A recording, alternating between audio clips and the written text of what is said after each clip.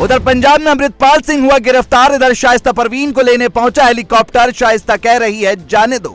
योगी ने खोल दिए अतीक के धागे। शाइस्ता परवीन जान बचाकर भागे। कह रही मुझसे और नहीं भागा जाएगा, सरेंडर करूंगी।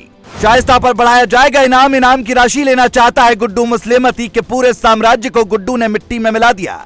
इधर जैसे ही आधी रात को योगी आदित्यनाथ ने अतीक अहमद के मामले में बड़ा आदेश दिया, उधर उत्तर प्रदेश पुलिस अतीक अहमद की भगोड़ा पत्नी के ऊपर इनाम बढ़ाने की तैयारी में जुट गई। क्योंकि अब योगी आदित्यनाथ यही चाहते हैं कि बात आर पार तक पहुंच जाए। ऐसा इसलिए क्योंकि शाइस्ता परवीन लगातार पुलिस को चकमा देकर फरार होने में कामयाब रही है। लेकिन इस बार जब उसके ही अपने ने उसे धोखा दे दिया तो शाइस्ता परवीन भी बुरी तरह से टूट गई और कहने लगी कि अब मैं दौड़ दौड़ कर थक गई हूँ, मैं सरेंडर करने के लिए तैयार हूँ, क्योंकि उससे अब और नहीं भागा जा रहा है। इससे पहले खबर आ रही थी कि वो कौशाम्बी जिले में अलग अलग जगहों पर छुप रही है। उसके भेष बदलने की खबरें भी सामने आई थी। इतना ही नहीं, दावा किया जा रहा था कि शाइस्ता परवीन दुबई जाना चाहती है ताकि किसी भी तरह से उसकी जान बच जाए। लेकिन दुबई जाने के लिए उसे नेपाल के रास्ते से निकलना होगा, पर वहाँ पर तो सुरक्षा पहले ही सरकार ने चाक चौबंद कर दी है और हर संदिग्ध औरत की जांच भी हो रही है। यानी शाइस्ता परवीन के लिए देश छोड़कर भागना नामुमकिन हो जाएगा। उसके पास केवल एक ही रास्ता बचा है कि वो जल्द से जल्द पुलिस के आगे सरेंडर करके अपनी जान बचा ले।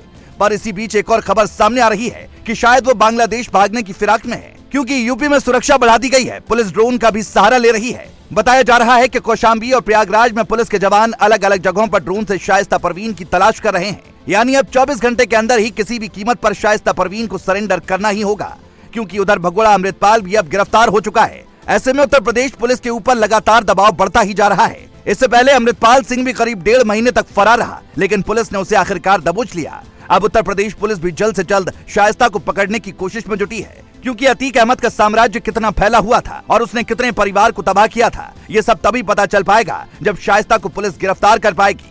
लेकिन पुलिस का पूरा ध्यान शाइस्ता परवीन के साथ साथ गुड्डू मुस्लिम पर भी है, क्योंकि गुड्डू मुस्लिम अतीक अहमद का वो राजदार है जो शाइस्ता परवीन से भी बड़ी बातें उसे बता सकता है। मीडिया रिपोर्ट की माने तो गुड्डू मुस्लिम ने भी अब अतीक अहमद के परिवार से बगावत करने का पूरा मन बना लिया है। इसके पीछे एक कहानी बताई जाती है कि करीब 10 साल पहले गुड्डू मुस्लिम और अतीक अहमद में किसी बात को लेकर बहस हुई थी, जिसके बाद अतीक अहमद ने गुड्डू मुस्लिम को भरे बाजार में बेइज्जत किया था। तब गुड्डू मुस्लिम खामोश था, लेकिन अब जब अतीक अहमद के परिवार पर पुलिस ताबड़तोड़ एक्शन ले रही है और उसके बुरे दिन शुरू हो गए हैं, तो गुड्डू मुस्लिम अपना बदला लेना चाहता है। खबरों की माने तो असद अहमद का पता भी गुड्डू मुस्लिम ने ही पुलिस को दिया था। यानी अतीक का बेटा असद गुड्डू की वजह से ही मारा गया। इतना ही नहीं, आपको याद होगा कि जिस दिन अतीक अहमद की मौत हुई, उसका भाई अशरफ गुड्डू मुस्लिम का नाम लेने ही वाला था, तभी उसका काम तमाम कर दिया गया। ये सब ऐसी बातें हैं जिनसे एक चीज साफ होती है कि कहीं ना कहीं गुड्डू मुस्लिम इसमें बहुत बड़ा खिलाड़ी हो सकता है। इसीलिए अभी पुलिस के लिए गुड्डू मुस्लिम को गिरफ्तार करना बेहद जरूरी है, ताकि उमेश पाल की मौत की गुत्थी को सुलझाया जा सके और इस केस में बाकी के जो आरोपी हों उनको भी गिरफ्तार किया जा सके। बताया जा रहा है कि इस मामले में अब जांच की आंच कुछ नेताओं पर भी आ सकती है।